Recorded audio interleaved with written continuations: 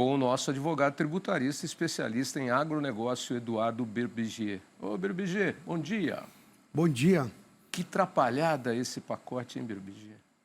Pois é. Podemos começar... Vamos falar, não vamos começar por ele, não. Vamos começar pela reforma tributária, porque parece que estão criando um monstro lá. Você conhece, você me falou alguma coisa que eu lembrei daquele filme, o Frankenstein. Pois é. Onde o cara pega o médico, o cientista maluco lá, pega um pedaço daqui, um pedaço dali, quando vê, criou um monstro. Fazem mal feito, aí depois eu estava vendo o comentário ali do representante do governo, que o judiciário dá as decisões, eles reclamam da judicialização, né? Só que fazem mal feito. O que acontece? O governo colocou na cabeça que vai aprovar a reforma esse ano. O Eduardo Braga teve problemas de saúde, teve outros. Eles iam ler o relatório dia 27 de novembro, não foi possível, ele estava afastado, então vão ler dia 4 de dezembro, para votar dia 11. O que acontece? São dois projetos, nós já falamos disso aqui.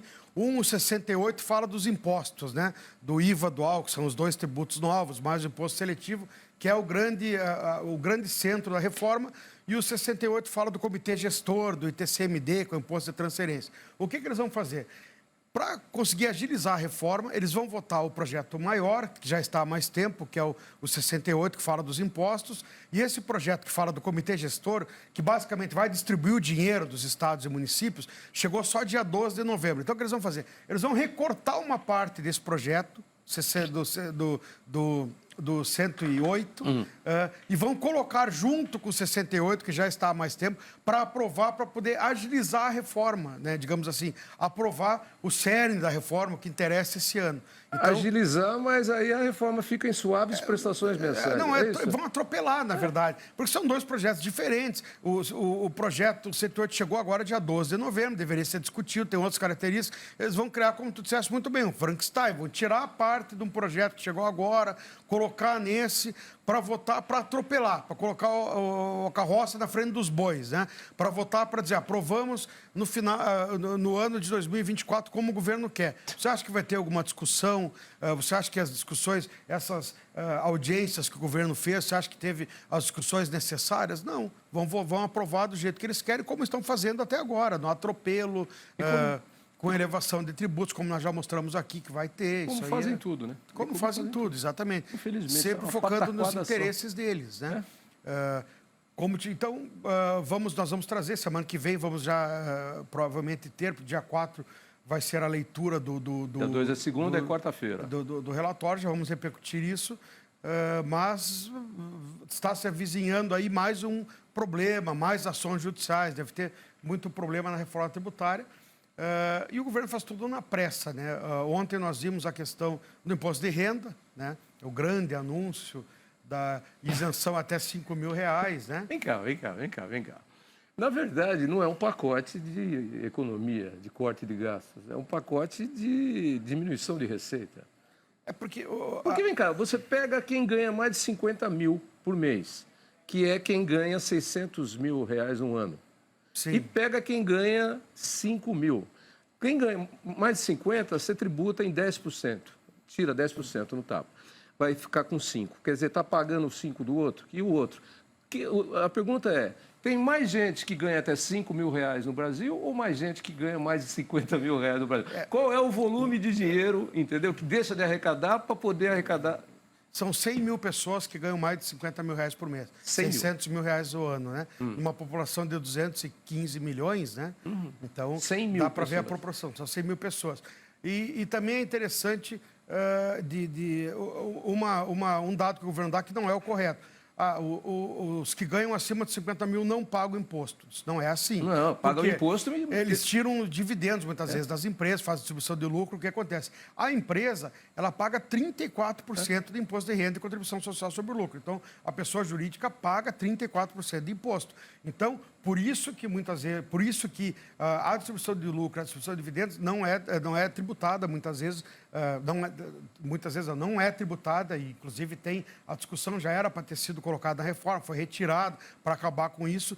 Por quê? Não é do nada que isso acontece, porque existe a tributação de 34% na pessoa jurídica. Senão seria bitributação. Se o governo quer fazer isso por justiça social, porque acredita que tem que ter já fez, né, os 10% a mais, porque os mais ricos, agora vai depender do Congresso, claro, tem que pagar mais 10%, tudo bem, mas não diga que não paga o imposto.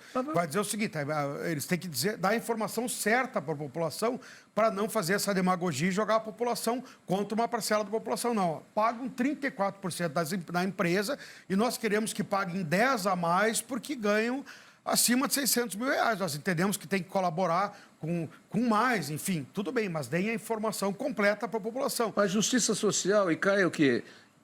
No pessoal da Previdência, o que é a BPC lá? É o auxílio para quem... O benefício de prestação continuada, na verdade, para os portadores de doença. É um auxílio-doença, né? E muitas vezes o auxílio-doença rara. Aí nós vamos falar agora do pacotão, né? Que não atingiu os benefícios, tanto que ontem o dólar fechou a 5,99, né? As projeções dos analistas... Passou de 6 já. Hoje já está... Vamos ver como vai fechar, né? O fechamento ontem foi 5,99. E parece que veio para ficar esses 6. Eu vi as projeções de alguns analistas ontem que o dólar, claro que são projeções, deve fechar esse ano em torno de 6,10 e a Selic, no futuro próximo, deve passar de 14. Aí tem muita gente que diz assim, mas eu não tem nada a ver com dólar, eu não vou na Disneylândia, eu não compro dólar, não compro carro importado. Meu amigo, os adubos, os insumos dos adubos para produzir adubos são todos... 85% é importado, preço em dólar. Isso reflete dos alimentos. A comida vai ficar mais cara. Ficar mais cara e uma série de outros, né? Insumos da indústria em geral, tem muitas coisas de embalagens que vêm de produtos importados, né? Químicos, enfim. Então, o dólar reflete o nosso dia a dia, é inegável. O dólar é a moeda do mundo, né? É a moeda na qual o mundo se baseia para fazer negócios, né? Então, acaba refletido no mundo inteiro. Então, na minha opinião, o pacote foi um fracasso. O governo falou em 327 bilhões de economia até 2030. Mas peraí, esse governo aí termina em 2026. Quem falou que o governo começar em 2027, exatamente, mesmo que seja desse partido, quem falou que ele vai executar esse plano? Outro governo. E não vai executar nem os 70 bilhões que ele falou para os próximos 2 anos. Porque os próprios analistas financeiros, alguns até identificados com o governo, disseram que é muito difícil passar de 40 a 50 bi a economia nos próximos 2 anos. Vamos pensar o seguinte, o déficit do governo esse ano, até setembro, é 105 bilhões. Com o aumento real de carga tributária até outubro de 9,77, nós vimos, conseguiram gerar um déficit de 105, o que refresca todo esse anúncio espalhafatoso de 40 a 50 bilhões. E mais, e atingindo... pessoas que estão sendo prejudicadas. Eu fico indignado vindo esse tipo de declaração, até porque você sabe que essa questão do BPC nós acompanhamos muito, porque nós temos um trabalho com portadores de doenças raras em virtude de uma questão familiar que eu tive. Então, nós fazemos ações para portadores de doenças raras gratuitamente, não cobramos nada. O que ele fala do CID, tem doenças, inclusive doenças raras, que muitas vezes não são identificadas. Vai lá ver se não tem 3 pessoas de cama na família, ou a mãe não consegue trabalhar e precisa do BPC, porque ela precisa de assistência, ela precisa de uma renda. Aí porque 1 milhão não tem CID, não tem, foi decisão judicial, vai cortar agora? Exato, não querem pagar, querem recadastrar. Tudo bem, recadastre, mas com agilidade. Nós temos ali várias famílias, e isso eu demonstro. Se o governo quiser demonstrar, nós temos para uma família de Minas Gerais, o pai servente de pedreiro, a mãe cuidando de 3 filhos com doença rara, adrenoleucodistrofia, uma doença genética, não pode trabalhar, imagina, o pai ganhando um salário mínimo, e eles acham que não faz jus ao BPC, e ela não conseguiu até agora, mesmo com a ação judicial. Então, tem distorções, tem gente que consegue, mas tem muita gente. Nós temos que lembrar que, eu estou falando só de doenças raras, são 13 milhões de doentes no Brasil. Então, eles vão cortar e vão segurar de muita gente que precisa, para daí beneficiar aí os cortes. Aí vemos o seguinte, essa semana passada, o que o STJ e o TST fizeram? Se deram os quinquênios. São 5% a mais de aumento a cada 5 anos. Eu me dou o aumento para mim mesmo. Retroativos a 2006. Então, quer dizer, eles não vão poder buscar judicialmente os aumentos até 2006. E lembrando o nosso telespectador é fiel e lembra do que nós falamos aqui, que há pouco tempo atrás nós falamos que eles se deram 120 dias de férias por ano, né? Então temos esses dois benefícios que custam bilhões por ano e querem cortar o benefício de assistência à saúde, né? Quando você entra com uma ação trabalhista contra a empresa, você só pode reivindicar o que aconteceu nos últimos 5 anos, certo? Certo. Agora, quando você ganha aí um direito a uma restituição e você está num órgão federal, aí você pode buscar lá em 2006. Eu não sei como eles vão fazer isso. Eu li a notícia, né, que seria retroativo. Vamos ver. Espero que não seja possível, né? Senão é mais uma conta, como se diz muito bem, para a viúva, Olha, né? o que eu sei desse pacote, como disse o Silmar, é que não é um pacote de corte de gastos, é um pacote de corte de receita, né? Porque vai perder muito mais do que vai cortar. Então, eu dei até o exemplo para o Silmar ontem aqui. Eu falei, corte de gasto é o seguinte, eu venho da minha casa aqui todo dia de carro, gasto 4 litros de combustível para vir, 4 litros para voltar. Eu preciso cortar gasto. Então, ou eu venho de Buzum, que custa R$ 4,40 para vir, e mais R$ 4,40 para voltar, ou eu venho a pé, ou de bicicleta. Aí é corte de gasto. Se deixa o carro na garagem, eu vendo o carro para pagar as contas, né?